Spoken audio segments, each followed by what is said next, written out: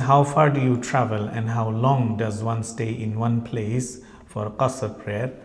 So শেখনা প্রশ্নটা এখানে যে কত দূর আর কতদিন থাকলে কসর করা যাবে। কসরের ক্ষেত্রে কতদিন আর কত দূর এই মসজিদেই কিন্তু গত বছর এই প্রশ্ন করা হয়েছিল, ডিটেলস বলেছিলাম। কসরের ক্ষেত্রে সবচাইতে সতর্কতামূলক মত হচ্ছে যে 4 দিনের বেশি কোথাও একই জায়গায় যদি অবস্থানে নিয়ত করেন, কোনো এক জায়গায়, যেমন এখানে আমি এসেছি আর আমি এসেই একাধারে আমি 5 দিন থাকবো, তাহলে প্রথম দিন থেকে আমি মুকিম, এবং এর উপর আমল আমি করি, এবং শেখ আব্দুল আজিজ ইবনে বাজ রহমতুল্লাহ আলাইহির ফতোয়া এটি। জি, সময়ের স্বল্পতার জন্য সে দলিলের দিকে যাচ্ছে। নবী সাল্লাল্লাহু আলাইহি সাল্লামের হজের বছরের যে সফরে নবী সাল্লাল্লাহু আলাইহি সাল্লামের কসর বিষয়টি সেটা 4 দিনের মধ্যে সীমিত ছিল, এটা সবচাইতে নিরাপদ মত। আর এর বেশি যারা কেউ 19 দিন বলেছেন যে আপনি করতে থাকেন না, এগুলি ঝুঁকিপূর্ণ মত, ঝুঁকিপূর্ণ কাজ করবেন না। কারণ আল্লাহ মূলত 4 ফরজ করেছেন। কোনো জায়গায় কসর রয়েছে, কসর করা প্রথম কথা ফরজ, ওয়াজিব নয় যে কসর না করলে গুনাহগার হয়ে যাবেন। আপনার যেখানে সন্দেহ হবে সেখানে যদি আপনি কসর করে নেন অথচ আপনার 4 ফরজ হয়ে রয়েছে, তাহলে আপনি ফরজ ত্যাগ করে জাহান্নামে যাওয়ার কাজ করলেন। কিন্তু আপনার জন্য ছাড় আছে, দুই পড়ার অনুমতি আছে, 4 পড়ে নিয়ে আল্লাহ এই কথা বলবেন না আর শাস্তি দেবেন না যে তুমি 4 কেন পড়লে। আশা করি বিষয়টি বুঝতে পেরেছেন। দূরত্বের ক্ষেত্রে 2টো মত রয়েছে। একটি মত হচ্ছে যে আনুমানিক 80 কিলোমিটার বা 48 মাইল, আর আরেকটি মত হচ্ছে যে যেটাকে সাধারণত সফর বলা হয়। এখান থেকে 10 কিলোমিটার যাবেন, আমি শুনলাম এখানে অনেক ভাইরা নাকি এখান থেকে 10 কিলোমিটার বাইরে যাচ্ছেন আর কসর করে ফেলছে, এটা সফর? কোন ভাষায় সফর হয়? দেশের ভাষায় সফর যে আমি ট্রাভেলিং করছি? হ্যাঁ, না, মোটেই না।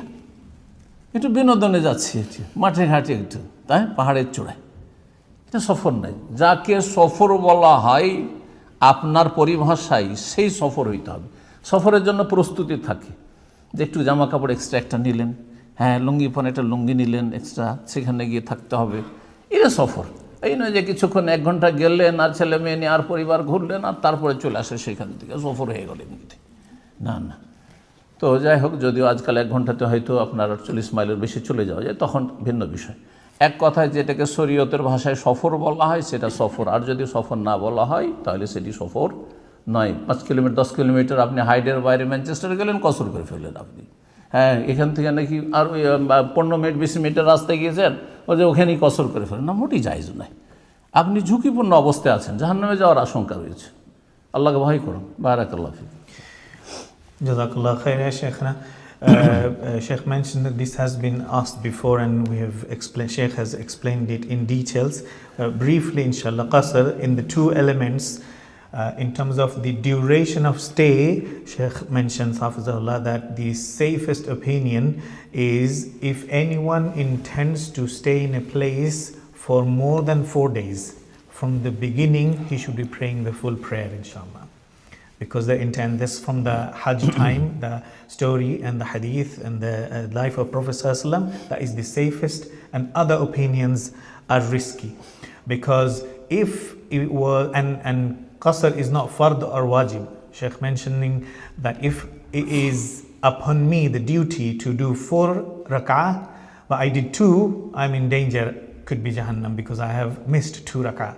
But if it is 2 and it was qasr, but I did 4, I've done extra, so there is no harm in that, inshallah. And in terms of the distance, there are 2 avenues of opinions. One is about the number of miles, which is 48 miles or about 80 kilometer, is a distance of travel. And the other opinion is about the hal of safar, hal of the travel there. Circumstances, like when you get ready with extra spare of trousers and clothes and brushes and something, and you are going not just few kilometers here and there, going to Manchester from Hyde and then you're doing qasr after 5 kilometers. This is not correct and this is not permissible. So inshallah, whatever Sharia says safar, the conditions of safar applies, then it is safar, inshallah, and then the qasr is permissible in that situation. Wallahu alam. এখানে আরেকটি কথা বলার প্রয়োজন আছে সফরের ক্ষেত্রে। যদি প্রথম থেকে নিয়ত থাকে যে আমি 4 দিনের বেশি সেখানে গিয়ে অবস্থান করব, তখন আপনি প্রথম দিন থেকে মুকিম, আর এই 4 দিনও কসর চলবে না, এই কথাটা আরও স্পষ্ট করছি।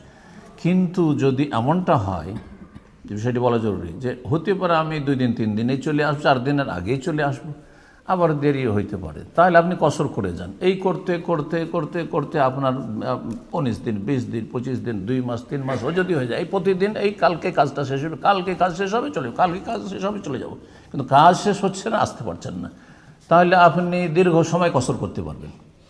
এই মাসলাও জেনে রাখা খুব জরুরি। জি, Jazakallah khair, Shaykhna. Another important clarification about the duration of stay.